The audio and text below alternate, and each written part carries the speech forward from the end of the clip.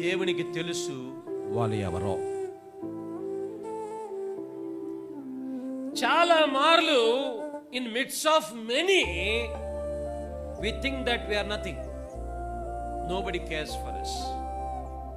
ఒకటి జ్ఞాపకం పెట్టుకోండి, 1000 మంది కాదు కదా, లక్షల మంది ఉండను గాక, నీ పేరు ఆయనకి తెలుసు,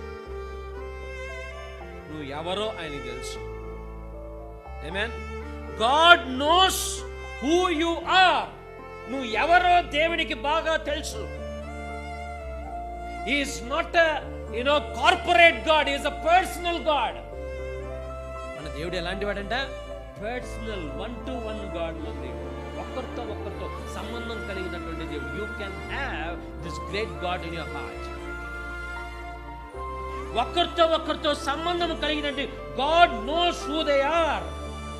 రెండోది, god knows what they are. ఆమేన్.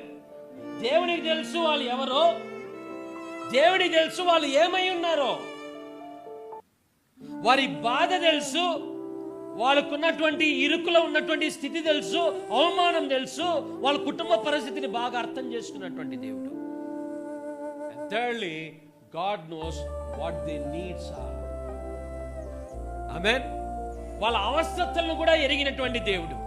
మొట్టమొదటిగా దేవుని బిడ్డలారా, ఈ లోకంలో ఎవరి యొక్క రికగ్నిషన్ వాళ్ళకి లేకపోయినా, సొసైటీ రికగ్నిషన్ లేకపోయినా, God knows who they are. దేవునికి తెలుసు వాళ్ళు ఎవరో.